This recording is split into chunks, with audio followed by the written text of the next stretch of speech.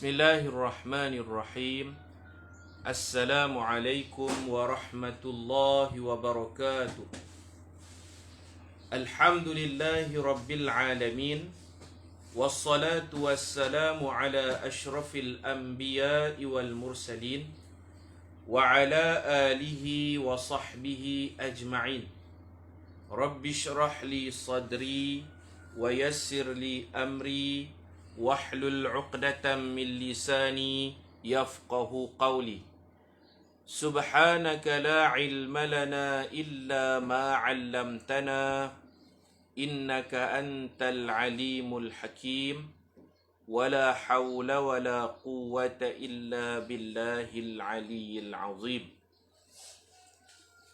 Bismillahi ma syaa Allah, la quwwata illa billah.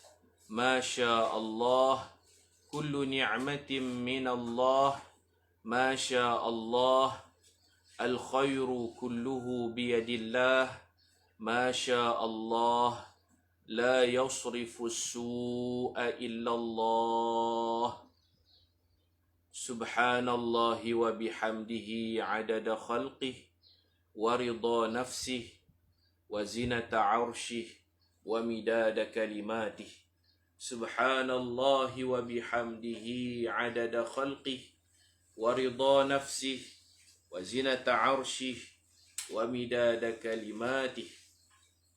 Allahumma anta rabbi la ilaha illa anta khalaqtani wa ana abduka wa ana ala ahdika wa wa'dika mastata'tu a'udhu bika min syarri ma sana'tu أبوء لك بنعمتك علي وأبوء بذنبي فاغفر لي فإنه لا يغفر الذنوب إلا أنت.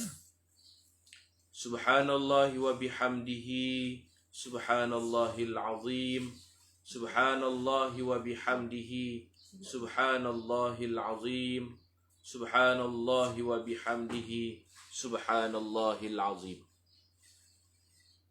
Alhamdulillah, pada pagi ini seperti biasa dapat kita sambung kuliah harian kita. Mudah-mudahan kita semua dikasihi dan dirahmati oleh Allah Subhanahu wa ta'ala. Hari ini hari ke-8 Zulhijjah yang dinamakan Hari Tarwiyah. Hari Nabi Ibrahim AS. Tarwiyah daripada perkataan Ra'a fil manam. Nabi Ibrahim ra'a, melihat dalam mimpi. Dia menyembelih anaknya. Maksudnya Nabi Ibrahim diberi arahan wahyu oleh Allah dalam mimpi. Mimpi Nabi-Nabi ni wahyu. Dia kena sembelih anak dia Ismail. Hari inilah dia mimpi. Dan esok hari yang terbaik dalam setahun, Afdalul Ayyam, hari yang termulia, iaitu hari Arafah. Hari terbaik kita berpuasa, di mana fadilatnya puasa esok yukaffirus sanatal madiyah wal baqiyah. Allah Ta'ala mengampunkan dosa tahun ini dan tahun akan datang. Tahun depan. Tahun ini dan tahun depan. 2 tahun kafarah dosa. Dosa yang dimaksudkan ialah dosa dengan Allah. Dosa-dosa kecil. Jadi mulianya hari Arafah. Ulama sebut, kalau dalam 1 tahun malam paling mulia, malam Lailatul Qadar. Tapi Lailatul Qadar kita tak tahu tarikh bila. Lailatul Qadar malam terbaik, kita tak tahu tarikh dia bila. Adapun hari terbaik, hari Arafah, kita tahu esok. Maka rebutlah peluang hari terbaik dalam setahun, hari Arafah. Allah berbangga. Allah nak ampun sebanyak-banyaknya dosa hamba-hambanya. Sama ada yang berwukuf di padang Arafah ataupun kita yang duduk di Malaysia. Kita sunat puasa. Orang buat haji makruh puasa pasal ni apa? Letih dengan wukuf, dengan ibadat wukuf. Kita yang tak buat haji sunat puasa. Pakat-pakat puasa lah esok no. Esok pakat-pakat puasa, pagi esok bersahur, pakat puasa. Dan kita esok pagi esok kita sahur Kita semayang subuh, kita dah mula takbir. Takbir Aid. Aidil Adha ni dia mula takbir hari Arafah. Mulanya dengan subuh. Bukan lepas solat fardu subuh. Lepas sunat subuh tu dah mula dah esok. Lepas semayang sunat subuh, tuan-tuan takbir esok. Allahu Akbar, Allahu Akbar, Allahu Akbar. La ilaha illallah, wallahu akbar. Allahu Akbar walillahil hamd. Esok lepas semayang sunat subuh, takbir. Lepas salat fardu subuh, takbir. Lepas semayang sunat duha, takbir. Esok. Lepas semayang sunat qabliyah zuhur, takbir. Lepas semayang fardu zuhur, takbir. Lepas semayang ba'diyah zuhur, takbir. Sunat asar, takbir. Fardu asar, takbir. Lepas tu maghrib, maghrib tu dia panggil takbir terbuka. Yang uzur, yang haid nifas pun boleh takbir malam raya. Malam raya dia mursal, dia tak terikat dengan solat. Sama ada kita boleh solat, tak boleh solat, dibenarkan bertakbir malam raya pertama, malam esok. Baik, itu pesanan lah daripada saya untuk diri saya sendiri. Kita pakat-pakat puasa. Kemudian kita sunat mutazaminan, kita cari masa yang bersamaan dengan orang wukuf. Kita cari masa Malaysia ni bila time wukuf, bila sama dengan kita. Agak-agak tuan-tuan pukul berapa orang sana wukuf sama dengan kita. Wukuf ni dia mula dengan zuhur. Mulanya dengan masuknya waktu zuhur. Zuhur Saudi, kita sini kira apa agak-agak nah. Saya pun tak tahu, nak kena dia tengok berapa jam. Kita lewat 5 jam atau 6 jam macam tu lah. Macam tu lah. Katakan mereka wukuf pukul 1, kita sini pukul 6. Macam tu. Yang tu dipanggil mutazaminan, online lah. Satu masa yang sama dengan orang wukuf. Hak tu makbul doa tuan-tuan. Hak tu makbul doa. Jadi pukul 6, eloklah kita pun puasa sunat esok. Pukul 6 tu mereka sana bermula wukuf, kita sini 6 petang kita baca doa. Kalau boleh kita pakai putih juga. Orang sana pakai ihram, kain putih, kita sini pakai jubah putih, kepiah putih, serban putih, telekung putih, baju putih. Ataupun orang yang biasa pergi umrah, dia ada baju putih dia tu, pukul 6 petang esok pakai putih. InsyaAllah saya pun akan kuliah esok petang, bukan petang ni, petang esok insyaAllah saya pun pakai serba putih kerana kita nak mutazaminan, satu masa dengan orang wukuf. Pakaian mereka begitu, kita pun begini, kita pun akan memperbanyakkan doa. Dan petang esok, petang Arafah kita di Malaysia, pukul 6 lebih kurang 6 lebih, zikir yang paling baik daripada Arafah. Dan kita pun akan berzikir di sini. Zikir yang terbaik, Nabi kata, afdalu ma qultu ana wan nabiyyun qabli, sebaik-baik zikir yang aku baca dan nabi-nabi sebelumku pun baca. La ilaha illallah wahdahu la syarikalah, lahul mulku wa lahul hamd wa huwa ala kulli syai'in qadir. Itulah sebaik-baik zikir. La ilaha illallah, banyak-banyak zikir tu petang esok. La ilaha illallah wahdahu la syarikalah, lahul mulku wa lahul hamd wa huwa ala kulli syai'in qadir. Jadi rebutlah peluang. Kalau yang tak boleh puasa esok, kalau yang tak boleh puasa esok, dia berzikir. Doa banyak-banyak. Doa banyak-banyak insya-Allah. Baik, kita sambung pengajian kita. Jadi jangan heranlah, esok pagi orang takbir raya lepas sembahyang subuh, jangan heran. Ada tempat dia report dekat polis, dia kata ni pun ni nak raya awal. Raya Selasa, dia takbir dah Isnin. Tu orang jahil. Tu saya duk heran, memang Idul Fitri takbir dia 5 hari. 5 hari tu 9, 10, 11, 12, 13. Sampai ke Asak 13 Zulhijjah. Bermula daripada 9 Zulhijjah, yakni bila terbit fajar 9 Zulhijjah. Siapa boleh semayang, takbirlah lepas semayang tu. Lepas semayang subuh. Saya sebut sunat subuh, takbir, lepas fardu subuh, takbir. Baik. Ada orang tak tahu, dia ingat lepas solat fardu je. Solat sunat pun kita takbir. Hatta solat jenazah pun takbir juga. Hatta solat jenazah pun takbir juga. Kata pagi esok ada siapa mati, kita sembahyang jenazah. Lepas sembahyang jenazah, belum nak angkat mayat pergi ke kubur, takbir. Tapi ringkas-ringkas dah lah, janganlah panjang-panjang sangat. Bismillahirrahmanirrahim. Muka surat 277. Qala al-musannif rahimahullah wa adama an-naf'a bi'ulumihi fid darain amin. Sihhatul iqtida' ma'a ikhtilafi salatil ma'mum wal imam wal ma'mum. Sah mengikuti imam walaupun berbeza antara solat imam dan makmum.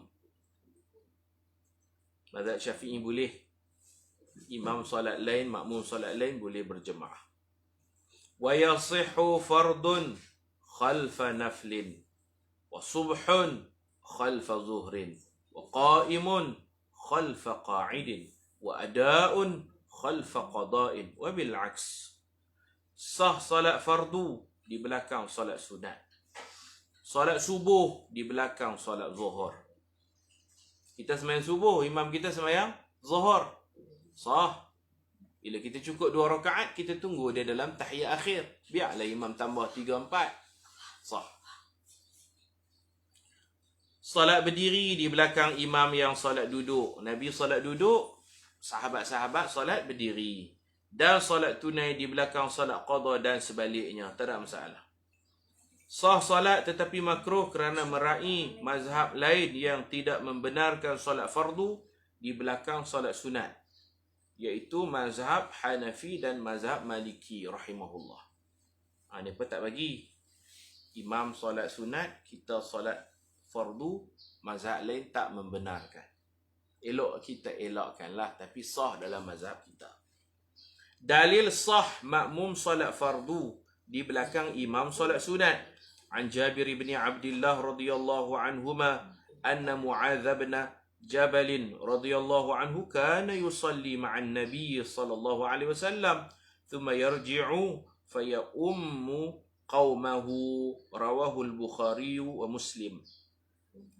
Artinya daripada Jabir bin Abdullah radhiyallahu anhu, sesungguhnya Mu'adz bin Jabal radhiyallahu anhu salat bersama Nabi sallallahu alaihi wasallam. Kemudian dia pulang ke kaumnya dan mengimami salat bersama kaumnya. Dia salat dah, dia ulang.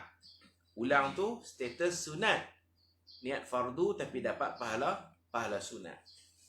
Maknanya dia jadi imam kepada kaumnya. Dia sembahyang berstatuskan sunat. Kaum dia sembahyang fardu.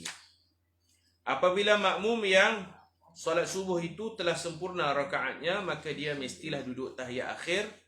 Ini cerita makmum solat subuh, imam solat zuhur. Bila makmum cukup 2 rakaat, makmum wajib duduk tahiyat akhir. Imam tambah rakaat 3 dan 4. Makmum diberi 2 pilihan.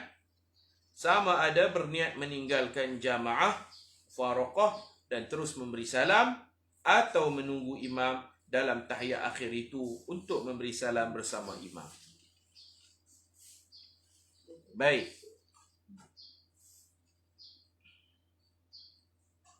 Kemudian sebelah ni dalil imam sembahyang duduk, makmum sembahyang berdiri. Iaitu Rasulullah sallallahu alaihi wasallam salat di tepi Sayyidina Abu Bakar. Rasulullah menjadi imam, kemudian makmum lain tu mereka melihat pergerakan Sayyidina Abu Bakar. Sayyidina Abu Bakar jadi muballigh. Kita baca ada hadis tu. Kita dah baca ada hadis tersebut. Dah baca dah hadis ni. Jadi kita terus kepada muka surat 279.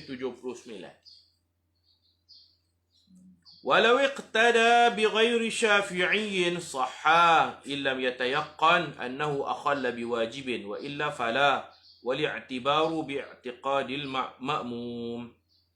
Jika seseorang mengikuti imam yang bukan bermazhab Asy-Syafi'i, hukumnya adalah sah. Jadi kita tak ta'assub lah tu imam mazhab Syafi'i ke, kita kita mazhab Syafi'i, imam kita bukan mazhab Syafi'i, tak ada masalah, ikutlah. Kita semua umat Nabi Muhammad. Tuhan kita Allah, boleh je ikut, tak ada masalah. Walau berbeza mazhab. Dengan syarat dia tidak yakin imamnya melakukan sesuatu yang mencacatkan rukun solat. Jika ada kecacatan, maka tidak boleh mengikuti. Dan yang diambil kira ialah pegangan makmum. Sebelum solat, kalau dia nampak imam dia ni buat perkara yang membatalkan solat, membatalkan wudu, contoh bersentuhan dengan perempuan, tu imam sentuh isteri. Tu imam mazhab Hanafi boleh sentuh isteri tak batal wudu. Mazhab Hanafi. Kalau kita nampak macam tu, kita tak ikut dia lah. Sebab kita duduk mengaji, suami isteri bila bersentuhan kulit ke kulit tanpa berlapik, batal wudu. Macam mana kita nak ikut dia? Tak boleh ikut lah. Begitu. Wa tukrahu wara'a fasiqin. Makruh mengikut imam yang fasik. Fasik ni orang yang buat dosa besar. Tu imam ni kaki judi. Tu imam ni tikar nombor ekor. Tu imam ni dia duk beli nyok daripada taipit. Dia jadi imam, makruh kita ikut dia. Sah. Selagi orang tu tak kafir, sah. Boleh ikut. Tak ada masalah, boleh ikut. Sekadar fasik boleh ikut. Tapi Allah, kita baca dah hadis sebelum ni, Allah tak terima, makna Allah tak bagi pahala. Imam fasik, solat jemaah tu tak dapat pahala jemaah. Di bawah ada hadis riwayat Abu Daud, Nabi sebut, as-salatul maktubatu wajibatun khalfa kulli muslimin barran aw fajiran wa in amila al-kaba'ir. Rawahu Abu Daud. Salat 5 waktu wajib, yakni sah di belakang setiap orang Islam. Yang penting dia Islam. Berbeza politik, dia parti lain, kita parti lain pun boleh ikut, tak ada masalah. Yang penting dia Islam. Dia bukan mazhab Syafi'i, kita mazhab Syafi'i, ikutlah, yang penting dia Islam. Dia buat dosa besar sekalipun boleh ikut, fasik. Dulu ada seorang namanya dalam sejarah Al-Hajjaj. Al-Hajjaj bin Yusuf Al-Thaqafi. Dia banyak bunuh para ulama di Mekah. Dia pergi Mekah, dia jadi imam. Di samping ni, ketua tentera dalam kerajaan Umayyah. Kerajaan Umayyah ni, dia punya ofis dia di Damaskus, di Damsyik, Syria. Sebelum tu, pusat pemerintahan Madinah. Nabi Muhammad, Sayyidina Abu Bakar, Sayyidina Umar, Sayyidina Osman, Sayyidina Ali, tu semua pusat pemerintahan HQ Madinah. Kemudian berpindah ke Damsyik, Dimashq, Syria. Itu dipanggil kerajaan Daulah Umayyah. Dia ada seorang ketua tentera yang sangat garang, kejam, nama Al-Hajjaj bin Yusuf Al-Thaqafi. Al-Hajjaj ini pernah meruntuhkan Kaabah. Dia tembak Kaabah kerana nak tangkap musuh politik dia. Dia nak tangkap musuh politik dia, anak Sayyidatuna Asma, Abdullah bin Zubair, dia nak tangkap dia tu. Abdullah anak Zubair bin Awam. Dia nak tangkap Sayyidina Abdullah bin Zubair ni bersembunyi di belakang Kaabah. Dia tembak Kaabah, runtuh Kaabah, pecah Kaabah. Kejamnya dia. Dia bunuh Abdullah bin Zubair ni juga anak angkat Nabi. Nabi kan kahwin dengan Sayyidatina Aisyah, tak ada anak. Sayyidatina Aisyah ambil anak penakan dia. Abdullah bin Zubair ni anak penakan Sayyidatina Aisyah. Sehingga Sayyidatina Aisyah meletakkan kunyah namanya apa? Ummu Abdillah, ibu Abdullah. Abdullah tu anak angkat, anak saudara Sayyidatina Aisyah, anak angkat Sayyidatina Aisyah. Sehingga Sayyidatina Aisyah memakai nama Ummu Abdillah, mak Abdullah. Abdullah apa tu? Abdullah bin Zubair.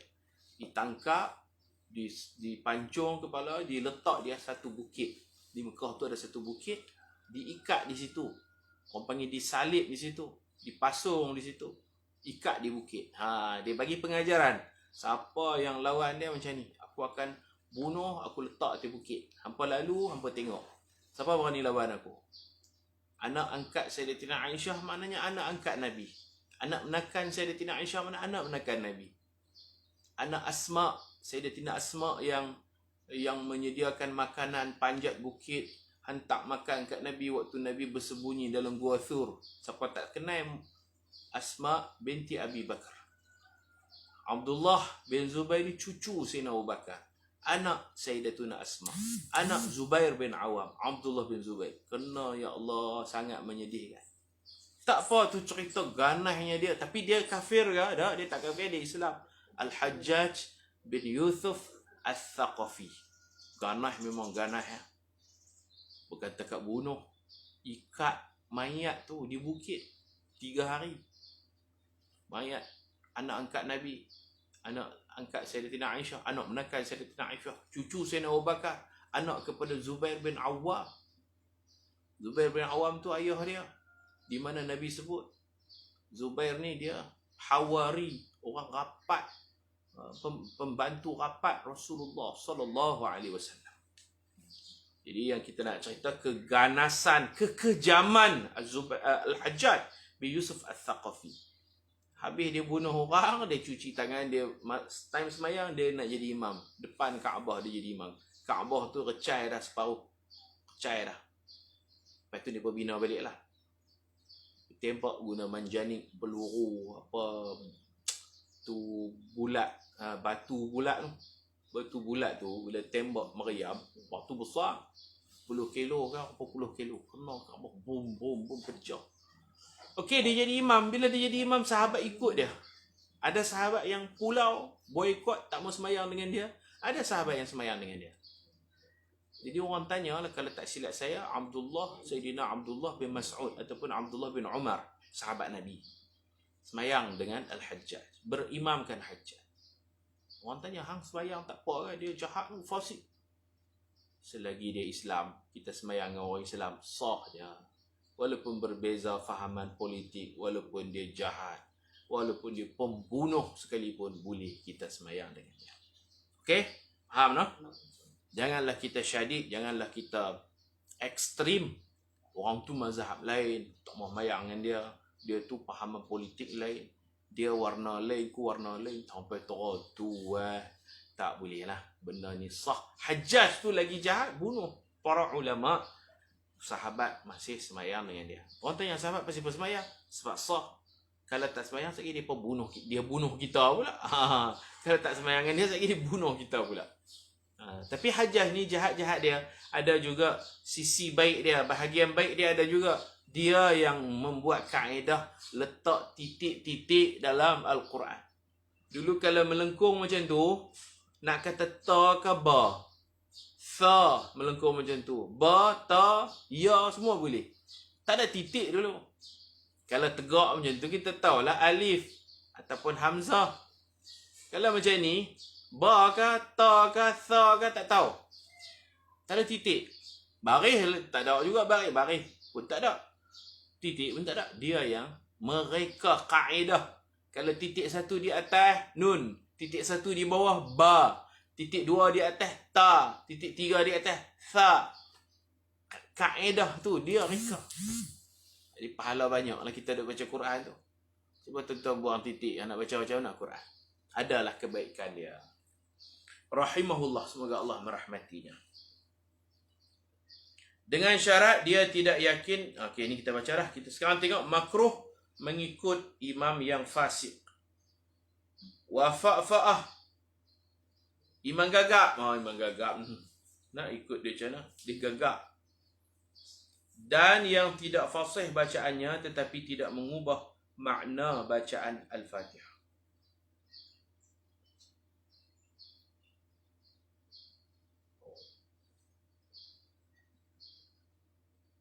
Baik, di bawah ni ada An Sa'ib ibn Khallad radhiyallahu anhu anna rajulan amma qauman fabasaqa fil qiblah wa Rasulullah sallallahu alaihi wasallam yanzuru faqala Rasulullah sallallahu alaihi wasallam hina yafrugh la yusalli lakum fa arada ba'da dhalika ay yusalli lahum famana'uhu wa akhbaruhu biqauli Rasulillah sallallahu alaihi wasallam.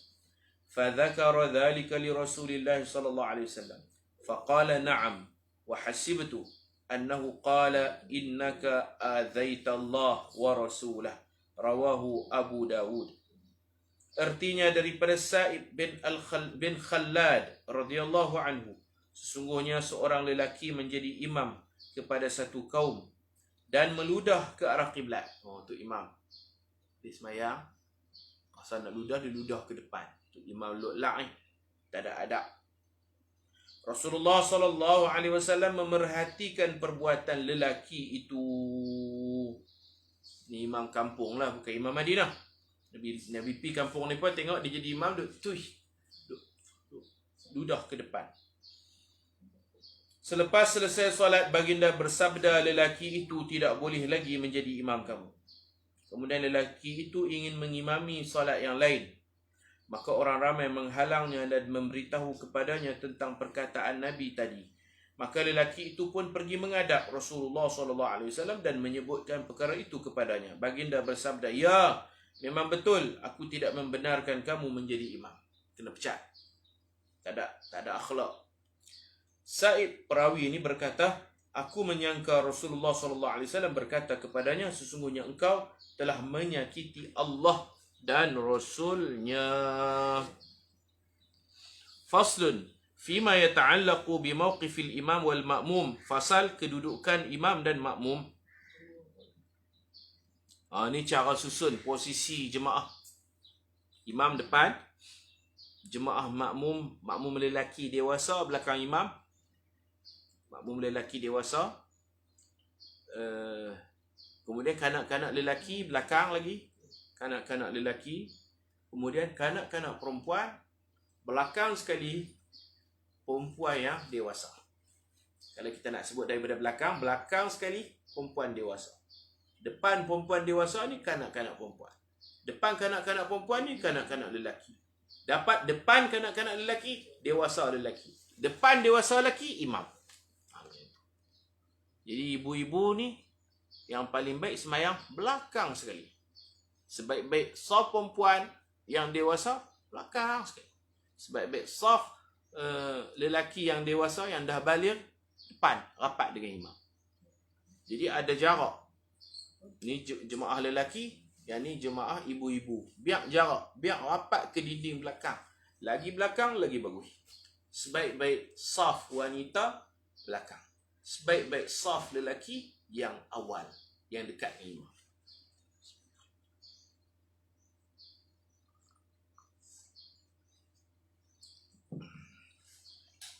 As-sunnatu, menurut sunnah hendaklah makmum lelaki 2 orang atau lebih di belakang imam. Lelaki dewasa belakang imam. Jika makmum lelaki hanya seorang, dia hendaklah berdiri di sebelah kanan imam. Makmum lelaki seorang aja, berdiri dekat dengan bau kanan imam. Itu semua kita tahulah. Diri dekat dengan bau kanan imam, belakang sikit je. Jangan bagi sama tumit makmum dengan tumit imam, makruh. Bila makruh tak dapat pahala jemaah. Dan janganlah terlampau rapat, takut nanti bila dia bergerak sujud apa semua, takut nanti rakaat kedua tumit imam belakang, tumit makmum pula pergi depan. Itu batal solat makmum. Bila tumit makmum lebih ke depan daripada tumit imam, batal solat makmum. Saya biasa tengok orang sembahyang di sebelah bau kanan ni makmum seorang, tapi terlampau rapat. Rakaat pertama tak apa lagi. Dia macam tu, ni tumit imam, ni tumit makmum. Dekat sangat. Rakaat pertama tak apa lagi. Bila duk gerak, rakaat kedua, makmum ke depan, imam tumit dia belakang sikit daripada makmum. Makmum jenis ni batal. Jadi makmum berdiri di sebelah bau kanan imam. Jangan terlampau sama tumit. Bagi jauh sikit. 1 kaki elok lah. 1 kaki. Ataupun 1 kaki setengah ke. Makmum tu belakang sikit daripada imam. Tapi ada belah kanan lah. Kemudian apabila datang seorang lagi makmum kedua, Mai makmum kedua pula. Makmum kedua bukan berdiri belakang untuk imam, kemudian cuit makmum pertama.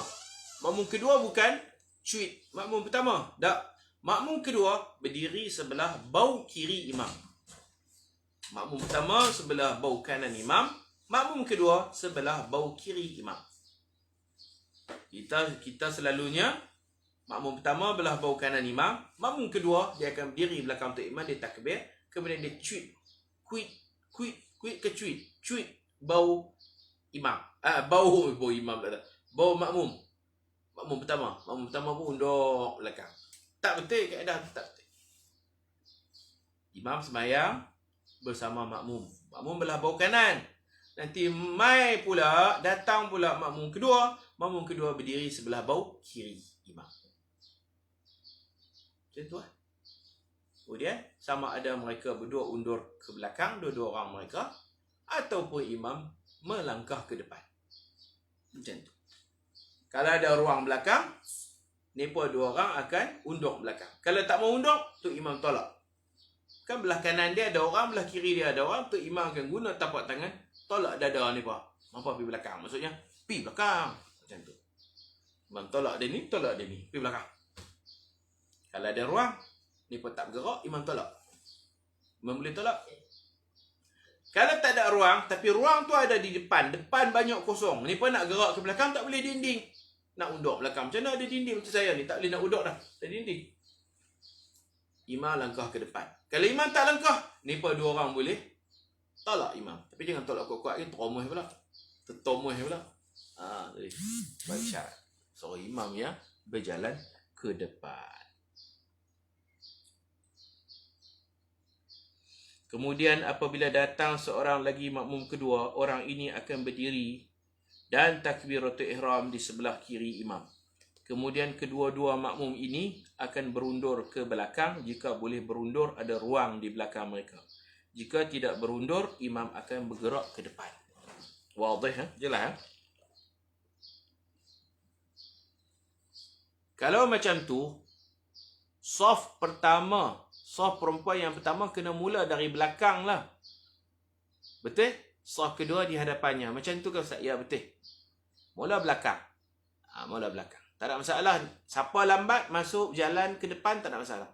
Kalau tengah duduk berjemaah, jangan lintas imam. Lintas makmum tidak jadi satu kesalahan. Lintas orang semayang ni dosa. Orang semayang yang dimaksudkan ni semayang sunat. Sebab itulah disunatkan letak sutrah. Sutrah. Kalau semayang sendiri-sendiri semayang sunat. Ada pun semayang berjemaah, sutrah kita ialah imam tu. Kita letak sutrah di depan imam. Jadi, mulakan saf muslimat ni belakang sekali. Berebut untuk di belakang. Belakang tu fadilatnya sangat besar. Belakang sekali. Belakang sekali. Siapa lambat, depan. Siapa lambat, depan. Macam tu. Kalau lelaki pula, berebutlah saf pertama. Siapa lambat, belakang. Siapa lambat, belakang. Siapa lambat, belakang. Perempuan, mulakan daripada belakang. Siapa lambat, depan. Siapa nak pergi depan, tak boleh. Hampa lambat, mana boleh duduk belakang. Kami main awal ke duduk belakang lah. Begitu. Buka lah satu ruang lah kalau kata ada pintu belakang. Pintu belah belakang. Kita buat saf, perempuan buat saf belakang. Buatlah dekat pintu tu, bagilah satu laluan. Untuk senang orang buka pintu, orang jalan, main buat saf depan. Jalan, saf depan, saf depan.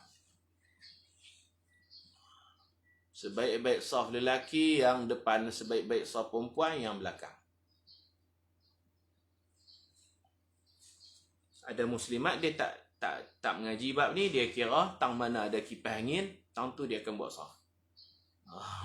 Aircon dekat dengan aircon, tang tu lah saf. Tak, saf muslimat ni yang baiknya belakang sekali. Lagi jauh dengan imam, lagi bagus. Di dalam saf, kalau ada makmum yang tak sama saf sebelah kita, atau dia agak renggang sebelah kita, bolehkah kita tarik baju dia bagi rapat? Atau tolak dia ke depan bagi sama saf? Selalu tengok Arab duk buat gitu. Boleh ya?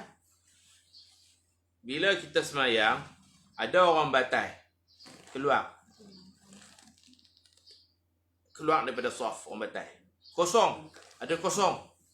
Bila ada kosong, orang belakang perlu langkah ke depan untuk menutup ruang kosong. Jalan. Kita dah ajak dah dulu cara langkah. Macam mana 2 langkah yang tidak membatalkan 3 langkah yang batal. Cara bergerak, saya dah ajak dah tengok kuliah sebulan ni. Kalau orang belakang tak main ke depan, sebab orang Melayu kita ni pemalu. Bila ada saf renggang, patutnya orang belakang berjalan ke depan. Tapi jarang diamalkan. Mungkin tak tahu, mungkin malu. Orang belakang tak ke depan. Maka kena rapat lah. Kena rapat. Orang hujung sana tak rapat. Orang hujung sana tak rapat, duk biar kosong. Boleh. Kita depa tangan, kita tarik baju dia. Tarik baju dia, isyarat rapat. Main rapat. Jangan duk biar kosong, main rapat.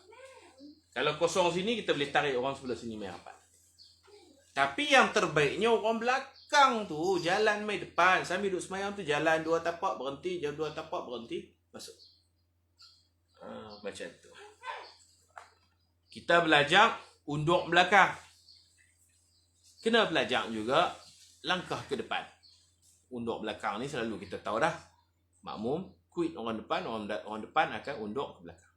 Semayang bukan hanya berundur, semayang juga boleh melangkah ke depan. Macam tu. Baik.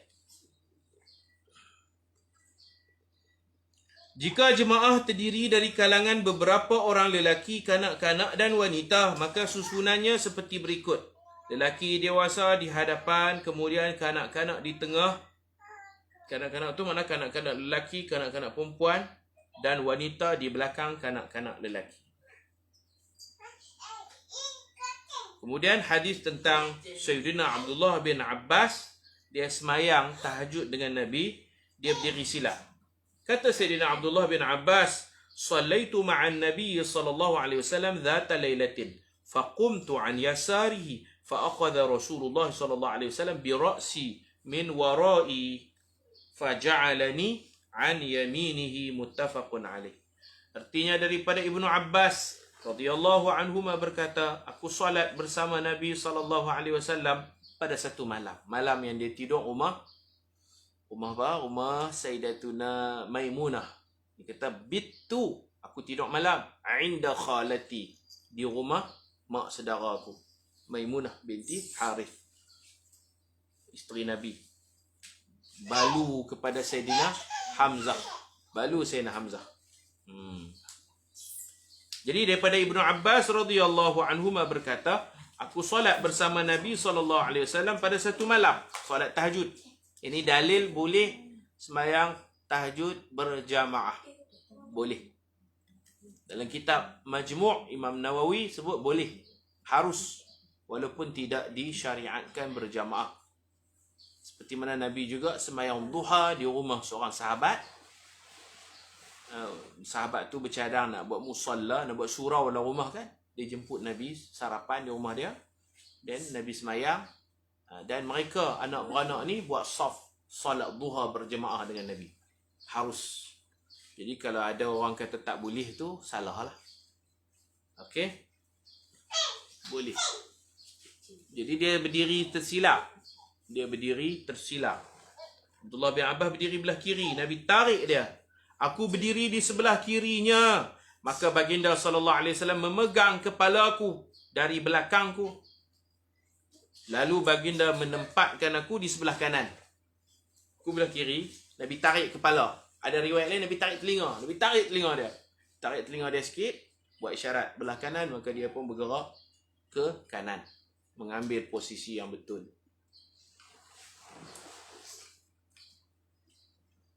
Okey. Ini fadilat hari Arafah esok. Kita pakat-pakat beramal lah. InsyaAllah. Pakai pakaian putih berseri.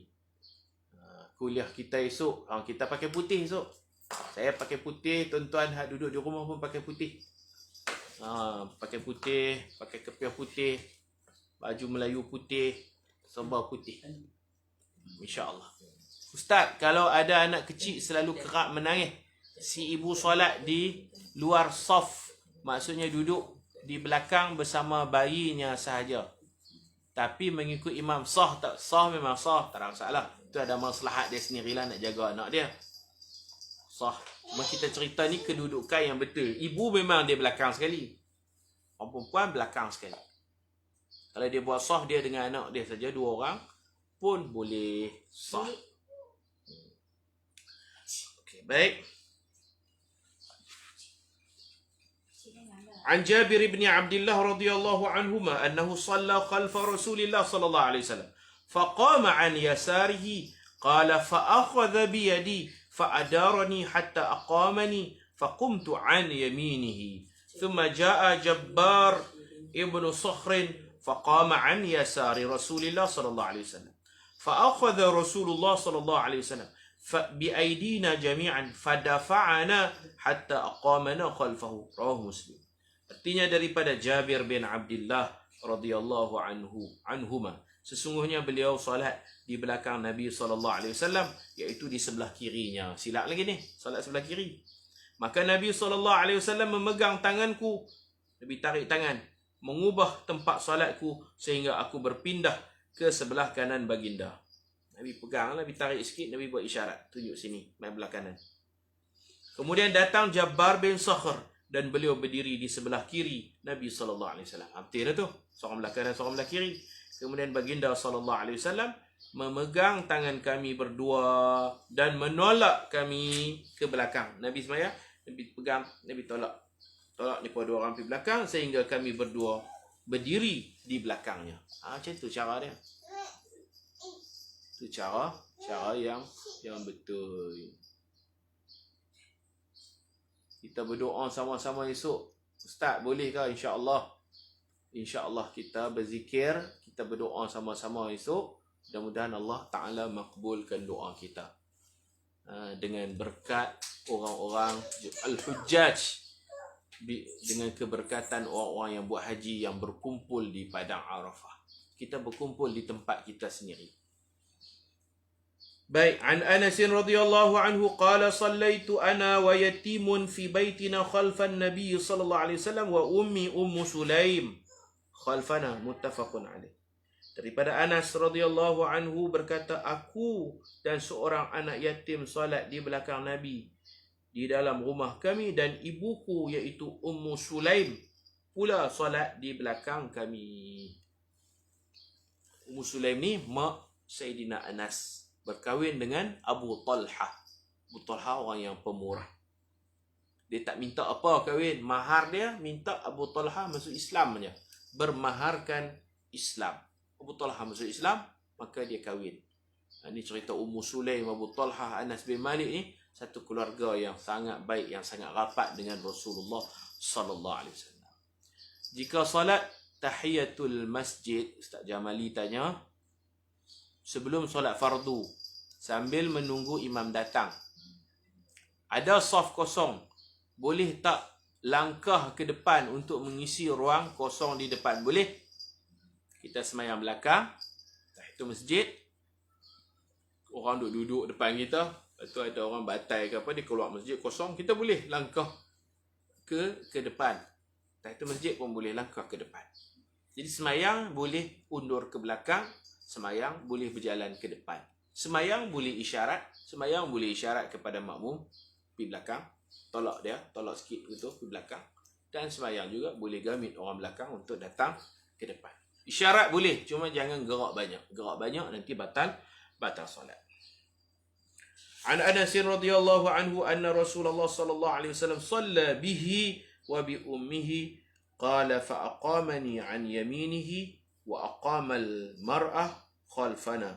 Daripada Anas radhiyallahu anhu, sesungguhnya Rasulullah sallallahu alaihi wasallam salat bersamanya dan ibunya. Anas berkata, Nabi menempatkan aku di sebelah kanannya dan ibuku di belakang kami. Orang perempuan belakang lah. Orang perempuan bukan belah kiri ke apa, dia belakang. Ini saya hurai dah dulu, perempuan di belakang. Kata ayah kita jadi imam, kita anak-anak lelaki buat saf, anak perempuan dan ibu belakang.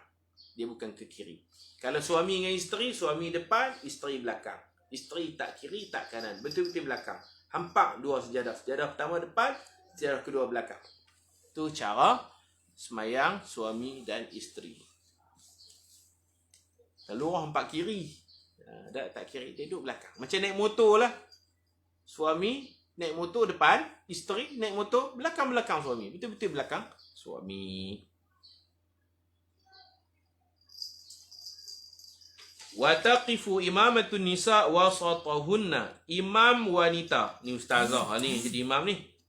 Imam wanita akan berdiri di tengah-tengah saf pertama muslimat. Buat satu saf pertama tu imam ke depan sikit ya. Dia imam ni di tengah-tengah saf pertama muslimat.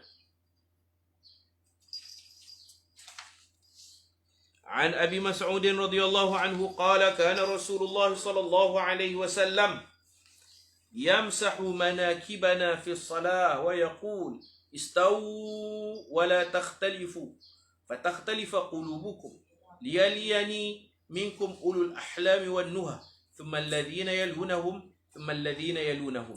Qala Abu Mas'ud fa antumul yawm ashaddu ikhtilafan, rawahu Muslim.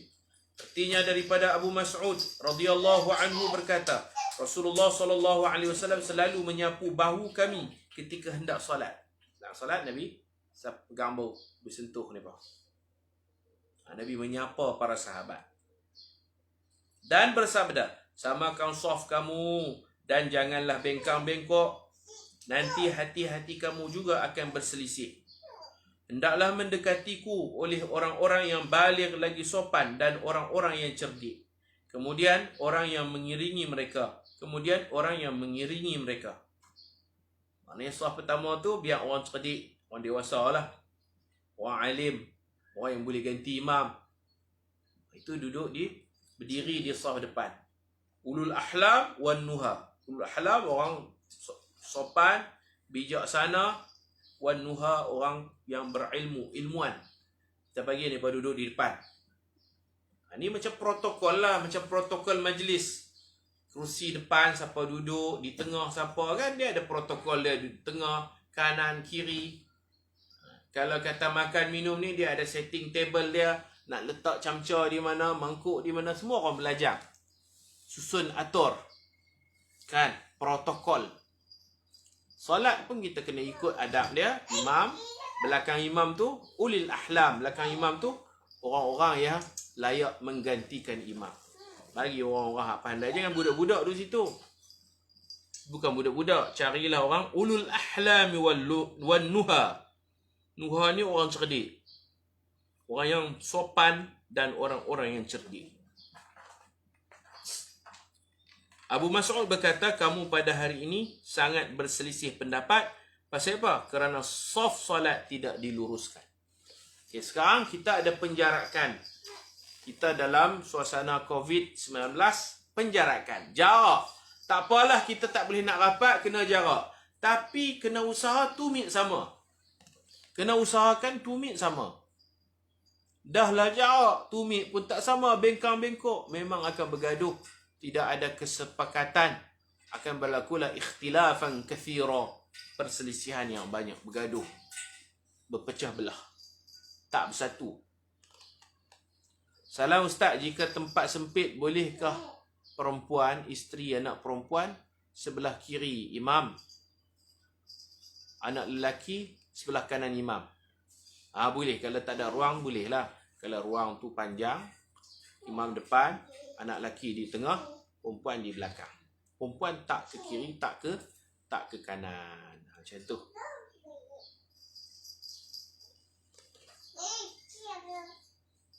Baik. Dalil-dalil imam berada di tengah ni semua ada di bawah ni, tuan-tuan baca sendiri. Wa yukrahu an yartafi'a mawqiful imam 'ala al-ma'mum wa 'aksuhu. Makruh kedudukan imam lebih tinggi dari makmum. Dan juga sebaliknya. Kalau sengaja lah. Imam tinggi. Imam sembahyang atas pentas. Imam sembahyang atas pentas. Makmum sembahyang di dalam dewan tu bawah. Imam lebih tinggi daripada makmum. Yang tu makruh. Kalau boleh kita elakkan imam dan makmum berada di lantai yang sama. An Abi Mas'ud radhiyallahu anhu qala naha Rasulullah sallallahu alaihi wasallam an yaquma al-imam fawqa an-nas. fawqa syai'in wan nasu khalfahu ya'ni asfala minhu, rawahu ad-Daraqutni. Daripada Abu Mas'ud Al-Ansari radhiyallahu anhu berkata, Rasulullah sallallahu alaihi wasallam melarang imam berdiri di atas sesuatu dan manusia di belakangnya lebih rendah daripadanya. An Abi Sa'id Al-Khudri radhiyallahu anhu anna Huzaifah bin al-Yaman radhiyallahu anhu ammahum bil madain ala dukkan fajazabahu Salman radhiyallahu anhu thumma qala lahu ma adri atala bika al-ahdu am nasita ama sami'ta Rasulullah sallallahu alaihi wasallam yaqul la yusalli al-imam ala nashazin mimma alaihi ashabuhu, rawahu al-Baihaqi. Daripada Abu Sa'id Al-Khudri radhiyallahu anhu, sesungguhnya Huzaifah bin Al-Yaman radhiyallahu anhu menjadi imam di Al-Madain. Madain ini tempat kaum Nabi Saleh, kaum Thamud. Madinah, ujung lebih kurang 700 km dari Madinah ada tempat nama Madain, perkampungan yang asalnya perkampungan Nabi Saleh, perkampungan kaum Thamud. Huzaifah bin Al-Yaman menjadi imam di Al-Madain, di atas tempat yang lebih tinggi dari makmum. Maka Salman menariknya. Waktu dia nak solat, Salman tarik dia, tarik Huzaifah, dan berkata, aku tidak tahu apakah kerana telah lama masa atau kerana engkau lupa. Adakah engkau tidak mendengar Rasulullah SAW bersabda, imam tidak boleh solat di atas tempat yang lebih tinggi dari makmumnya. Illa ayyurida al-imam ta'limahum af'al as-salah aw yakuna al-ma'mumu muballighan 'an al-imam fayundabu. Kecuali jika imam hendak mengajarkan mereka tentang perbuatan solat. Ini tak apa.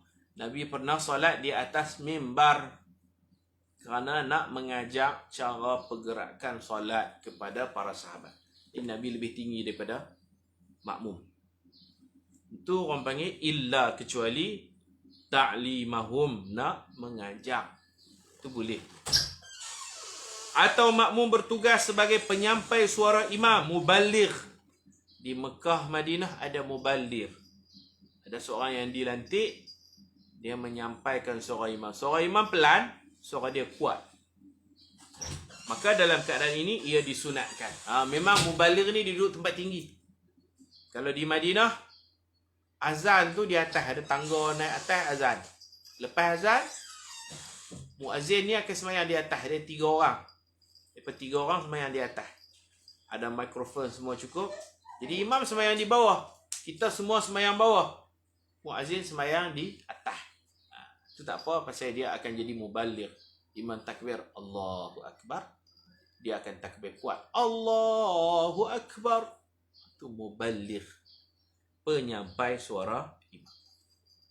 Maka dalam keadaan ini ia disunatkan. Di bawah tu ada dalil Rasulullah semayang di atas mimbar, tetapi bila nak sujud Rasulullah turunlah. Sebab ruang mimbar tu tak muat untuk Nabi sujud. Kemudian mimbar Nabi hanya 3 anak tangga.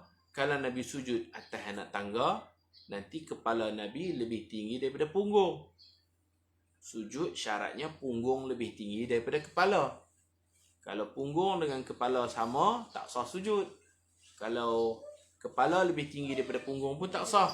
Dia sujud ni syaratnya punggung mesti lebih tinggi daripada kepala. Sebab itulah bila Nabi i'tidal sami Allahu liman hamidah, Nabi undur ke belakang, Nabi sujud di lantai bawah supaya sah sujud Nabi. Bila berdiri, Nabi naik atas mimbar balik. Nabi panjat mimbar. Dia ada 3 anak tangga. 1, 2, 3. Nabi akan berdiri di anak tangga kedua. Anak tangga kedua. Setiap kali berdiri, Nabi akan panjat. Jadi Nabi rokok di atas mimbar, i'tidal di atas mimbar, nak sujud, Nabi turun. Nabi undur belakang, turun. Habis semayang, Nabi kata apa?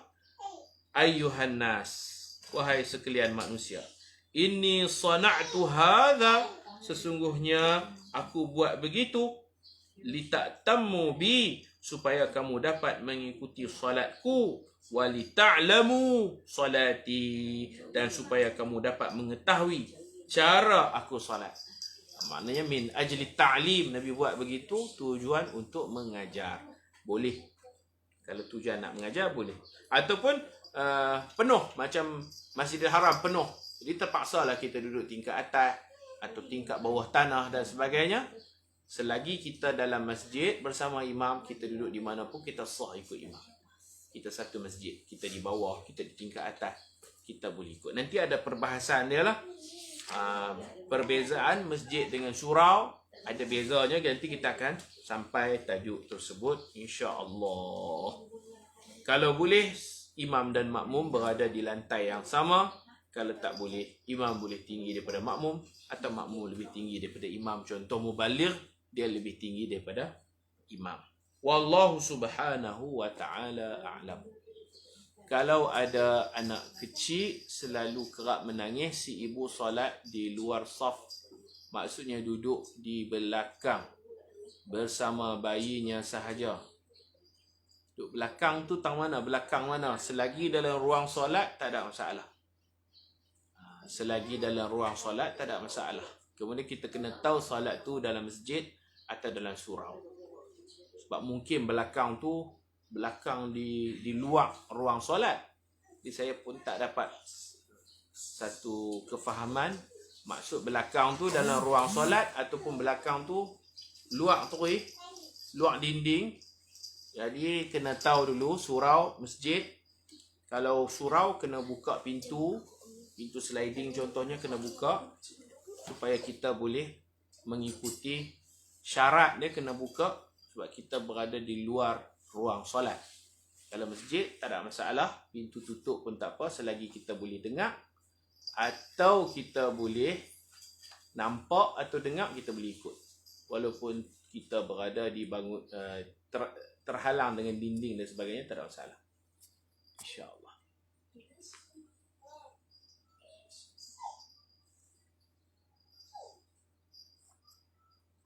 Wallahu a'lam bissawab. Sejadah imam berlapis-lapis tebal sedangkan makmum tak ada sejadah.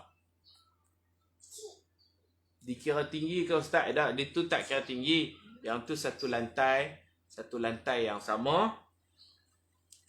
Cuma dia lebih sikit lah. Itu tak ada masalah. Imam ni kita letaklah sejadah bagi lembut sikit. Yang tu tidak bercanggah dengan sunnah, bahkan bertepatan dengan sunnah. Nabi kata anzilun nas manazilahum. Letaklah seseorang kena pada tempat mereka. Untuk memuliakan imam, letaklah sejadah dia lain sikit daripada sejadah makmum. Sejadah dia special sikit. Itu bagi saya tidak menjadi satu kesalahan. Letak orang kena pada tempat. Nabi pun kalau buat majlis, ada orang-orang yang ketua-ketua kabilah datang, Nabi akan bagi hamparan. Kadang-kadang ridak Nabi hampak duduk. Orang lain Nabi tak hampak pun. Itu bukan makna membezakan manusia atas manusia, dah memuliakan. Bila orang-orang yang besar, idza jaa karimu qaumin fa'akrimu. Nabi kata bila orang-orang besar datang, muliakan dia. Ini mai datuk seri, tuan guru ke, tak boleh sama. Kita bagi fa'akrimu, muliakan dia. Kalau makan pun kenuri. Kenuri makan ayam macam tu. Untuk guru mai ni bagilah. Ada lauk kambing ke apakah yang special sikit lah. Itu bukan makna membeza-bezakan manusia, tapi kita letak orang kena pada tempatnya. Dia tak minta benda tu, tapi kita letakkan dia kena pada kedudukannya yang betul. Orang yang perlu dihormati, perlu kita hormat. Orang yang perlu kita muliakan, kita muliakan. Tak boleh sama saja. Tak boleh sama saja. Macam tu juga penceramah. Dia tak boleh demand, letak harga, tapi kita tahulah dia ni penceramah terkenal. Dia ni masuk TV, dia ada rate dia. Maka kita beri sagu hati, jangan sama saja. Bagilah lebih sikit. Sebab dia ni pengaruh. Kalau panggil dia, orang boleh main ramai. Dia public figure. Jadi, dia tak minta bayaran. Minta bayaran tak boleh lah. Tapi kita kena bertimbang rasa. Anzilun nas manazilahum. Letak manusia kena pada kedudukannya. Jadi kita kena, itu hadis tu kena semat lah di dalam fahaman kita. Imam, dia bukan makmum, dia imam. Jadi masjid letakkan sejadah yang sempoi sikit lah kan, nak menghormati imam. Begitu. Macam pengantin lah, pengantin dia ada tempat duduk dia, ada pakaian dia lain daripada orang. Wallahu subhanahu wa ta'ala alam. Sallallahu ala sayyidina Muhammad wa ala alihi wa sahbihi wa baraka wa sallam. Walhamdulillahi rabbil alamin. Subhanakallahumma bihamdika asyhadu an la ilaha illa anta astaghfiruka wa atubu ilaik. Bismillahirrahmanirrahim. Wal 'asr. Innal insana lafi khusr. إلى الذين آمنوا وعملوا الصالحات وتواصوا بالحق وتواصوا بالصبر. السلام عليكم ورحمة الله وبركاته.